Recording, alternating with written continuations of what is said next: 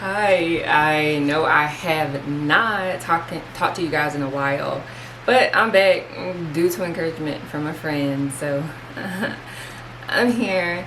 This is Netta with Beyond Ecom, and I wanted to talk to you today about 5 things that I hate about being a salesperson. My number one, don't talk to me about Jordan Belfort, Wolf of Wall Street. Please do not talk to me as a salesperson about this guy whose whole persona was based on lies. He innovated a market, penny stocks. You could say that certain things like Stash, an app, now is derived from that. But I don't hold any stock in anyone who gets their start and their success. And he has plenty of success, even today, based on lies. My integrity is worth way more than that.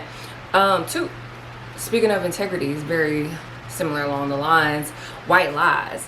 So a lot of times salespeople will call other people and they're like, hey, this is a sales call. And you already know it's coming, so they kind of prepare you for that question. And you're like, oh, no. Yes. I actually say yes. And I'm looking to see if I can improve your environment. We're going from there. I'm not finna set me up, even though a lot of the higher ups usually be like, say no. I'm not gonna set me up to be talking on the back end. Well, why did you say no with sales? Oh, it's just an appointment to sell. I'm not getting into that hole. Success, number 3. Success makes it hard to hear sometimes, especially if you have had a certain amount of success and you're talking to somebody that's like a junior associate, just started, has not had many years in the business. You're like, God, what are you even talking about? But at every single level you learn, and from every single level you learn. So though you start at the bottom, you're listening to the top. If you're in the middle, listen to the bottom, because they have their ear to the ground, more than likely doing a lot more prospecting than you are. 4, the stereotype that comes with it, which has a lot to do with integrity.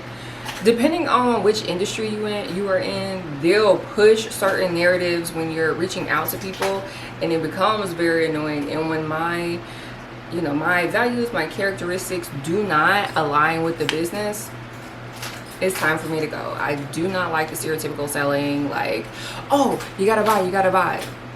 Nobody has to buy, not even healthcare at this point. It's getting ridiculous.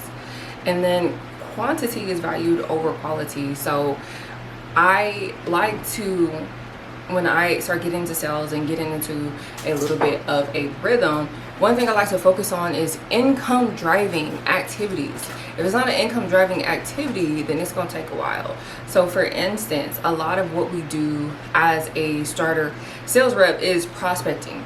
And though prospecting, you got to have like your pipeline together in order to reach out to other people. Well, it's not an income driving activity. I could have my pipeline full of thousands of people and it's not going to drive any income. My income driving activity is actually the demos. It's actually the phone calls that I'm having and connecting with people and possibly, getting redirected to other people. Those are income driving activities. So I think a lot of the emphasis, instead of being on quantity, it should be on income driving activities. So after a year or so in the business, maybe you outsource that. You didn't hear from me. All right, those are 5 of my things. I had to get back to y'all. I am still in tech. I am still in sales. I did not fall back into the great abyss of teaching. I'm thankful for that. I am still kind of teaching, I'm instructing people. But anyways, I look forward to seeing you guys next time. Thank you so much for tuning in. Again, this is Netta with Beyond Ecom.